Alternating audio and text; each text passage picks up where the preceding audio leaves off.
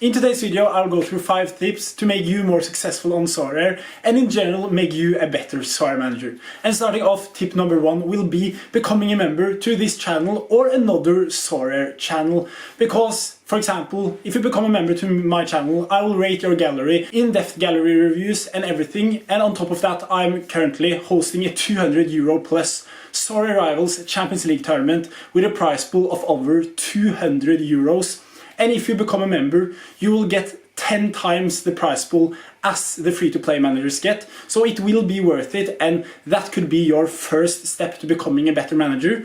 And also, as I said, I will rate your gallery and come with constructive criticism of your gallery each month if you decide to become a level 2 member. And also on top of that, this won't just help because you can win rewards in my tournaments and actually gain cards and also money, because I will giving away cash and also money. But it will also help your knowledge, because playing Sorare Rivals, for example, you learn so much, and I'm not even joking. And that is something that I have really, some of the reasons I actually love hosting tournaments, because I learn so much from actually doing, making my lineups and looking at, okay, this guy is a decisive merchant, so if he doesn't get decisive, he will ruin my lineup. Okay, so maybe I take a winger instead of him that takes set pieces and everything, and he will most likely get at least 50 points. That is something that you as a Sorare manager need to be looking at on your lineups, and if you do it on Sorare Rivals, you'll automatically move that over from Sorare Rivals to your own lineups when you build them. And that is something I've actually learned a lot from hosting my own tournaments and you guys that participate. And yeah, I've made a video about that Sorare Rivals Champions League €200 plus Sorare tournaments. And it will be the first link in the description, or you could just watch at the end of the video and it will be a link there. And the next one is going to be play the leagues you know or play the leagues you watch. And I have seen many Sorare managers and Sorare experts saying this, but I want to go more in depth when it comes to that tip, because it isn't just to watch or like have a knowledge of the leagues you play, but like the first thing, watch it, because like it's so easy to see difference between good AA and bad AA. Good AA is AA that is actually deserved. They have played a good match and they get, for example, 25 AA. They have had a good game. But the AA that is false, you can call it, or doesn't reflect on their actual performance is AA, for example, created chances, for example, from corners. A player could have a terrible game but get a lot of chances created if they just pass the ball 5 yards, and like the goalkeeper can get a chance created and not do anything. He could just pass the ball to the center back, and then the center back takes a ride and shoots from 30 yards out, and then it's a chance created for the goalkeeper. I hope you know what that means, the chance created thing. And an example I really like to use on this one is Bruno Fernandes. He has incredible scores, we can see in general. Not as he had before, but we can see that he gets a lot of AA. Against Brentford, he was one of the worst players on the pitch, and the only reasoning for me actually knowing this is because I watched the game. If I would have just gone here on Sorare data, oh, Bruno Fernandes had an incredible game. He had, how much? 32 in AA, played like so much better than any other Manchester United player, but that isn't the reality at all. He was one of the worst players on the pitch, in my opinion. And that is something that I like to call the AA lies, because chances created is so easy to get and it gives a lot of points on Sorare, but that doesn't mean they have done anything good in the game. And that was a game Bruno Fernandes didn't do too well, in my opinion, of course.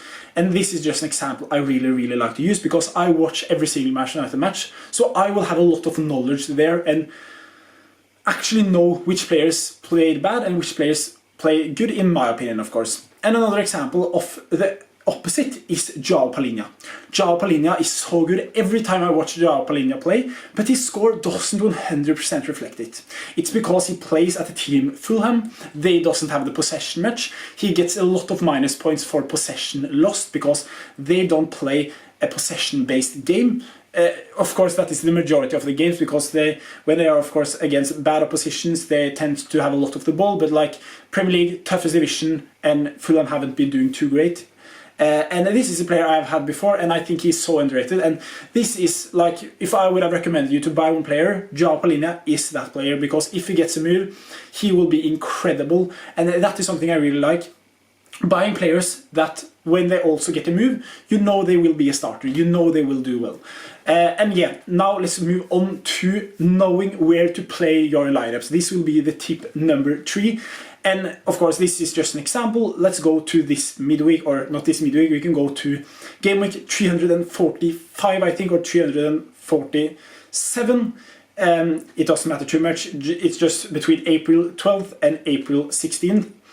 And yeah, here we can just look at the different like competitions. We can start with Premier League, Champion and Challenger. Nowhere to play. Of course, I doesn't mean it literally. Of course, if you have a full Challenger lineup, of course you will play it in Challenger. But I mean inside Challenger. Should you play in-season Division 3, in-season Division 4? Should you play Classic Season 1, Classic Season 3 or Classic Season 4? This is something that is very important that to take into consideration, and that is also your strength of your team.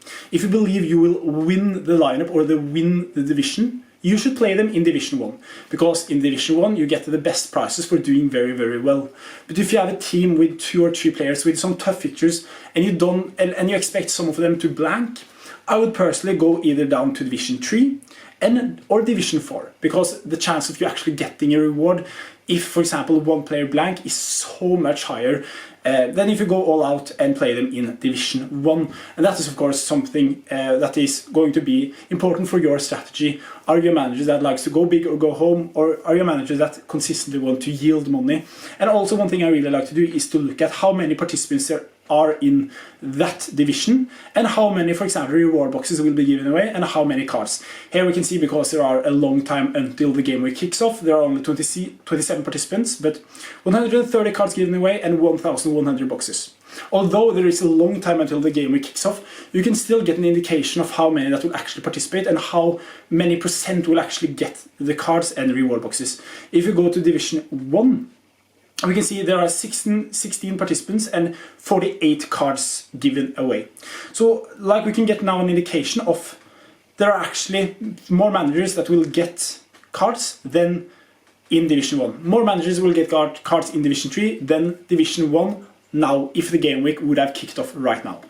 And yeah, that is the third tip, to know where to play. And I think that's also very important now, because there are so many different places you can actually play your lineup. But yeah, the next one is going to be buying out of form players. And here we come back to the example between João Palhinha and Bruno Fernandes. Bruno Fernandes is out of form player, but his scores doesn't reflect it. So that is just to show you that I don't mean you to actually go out there and pick up Bruno Fernandes, because his score doesn't reflect that. These type of scores reflect how bad he was in periods. And just because his scores have gotten better doesn't mean that he has played better, because that isn't the case.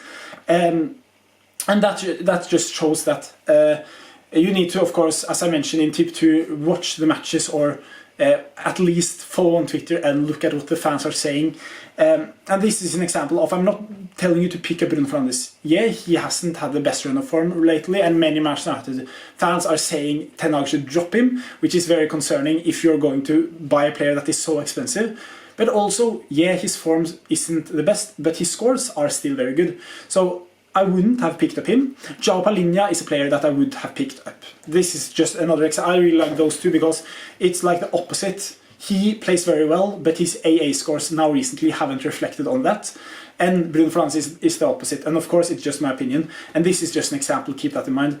Yeah, his form haven't been the best. And you can call it out of form. Although I think he have actually played well when I've watched him. But in terms of his scores, you could call him a little bit out of form, because if you go to all time, he had an insane period around here where he hit 190s, 80s consistently, which we ideally want him to get back into. So yeah, that is the fourth tip. Buy out of form players, because if you buy inform player, that is in incredible form. One example of this is a guy that I own, and I wouldn't recommend you to pick him up for one reason. or of course Guirassy will always, if he stays at Stuttgart, I will of course recommend you to pick him up, but now he is in such an incredible form. And if you buy him now, what do you expect? You expect that kind of form. And you will never be like surprised about his scores because you expect him to deliver this regularly. Why would you pick him up? An example that I really like is Salamancers. This is also a guy that I wouldn't also pick up. You can see his price. Spiked up here, just incredible spike. Almost 16 euros for Salamancers. Because, yeah, he have had 4 good scores. Now he got subbed out early. He will be suspended for the next match. And after that, he will have a lot of tough fixtures. So that is also an example. And that is why I wouldn't have picked up Salamancers now. And he was in form player, but of course, when he goes up that much, is it worth it? Can he get even better? That is something you could argue, but for Salamancers, I don't think that is the case. And another player that I can just put up here right now is Kyogo Furuhashi, a player that we know that is incredible, but recently he hasn't been doing too great, and it's actually a long period of time. But of course, his price reflects on that, and we know how consistently good he can be. He has been for Celtic, and I don't know too much about Celtic, so you need to do your own research, but this is just an example of a player that hasn't hit the ground running, but we know how good he can be. He has a long contract at Celtic, and his price is at its lowest, I would probably guess. So that is another player that we know is extremely good, but he hasn't found his form this season. And another player is Angelino, which is a guy that I really think, or I really like his potential. Like if we go to his all-time scores, he has some incredible scores in him, and of course now we have seen recently he hasn't been in the best of form, so now it could be a very good time to pick up a player like Angelino. But now let's move on to the last tip, and that is buying potential transfer targets. And this can be so extremely overpowered, buying like bench players from extremely good teams. Alexis Sanchez is an example that I know that I think will get a move unless he signs a new contract. His contract is out. We know how good he can be when it comes to his AA scores. And of course, many of these scores are because he is on the bench and comes on. So when he starts, he gets very good scores. Another example is, for example, Martial, which we know will leave in the summer. And in terms of his price, it's around 2-3 euros. That isn't such a high risk in my opinion. That is very low risk. And yeah, you never know where he will go. He may go to the French league and dominate. And we know actually how good Martial are. But yeah, that is 2 examples of buying players that are potential transfer targets. I may make some videos about transfer targets I really like and look forward to when it comes to potential transfers in the future and in the summer. But there is still left a little bit on the season, so I think I will wait a little bit with that. But those 2 are examples I really like. And also another example is of course Calafiori from Bologna. He's just an incredible scorer. If you go to his SO5 scores here, yeah, incredible scores all over the place from him. And of course he has a long contract at Bologna, but it has been numerous rumors that he will move clubs, and I think his scores will be even better in another club. But yeah, that was today's video. I hope you enjoyed it, and leave in the comments which tip did you like the most. And yeah, my name is Salle, and I'll of course catch you next one. And remember to join the 200 euros plus Sorare Rivals Champions League tournament. And I'll catch you next one. Bye bye and take care. Peace.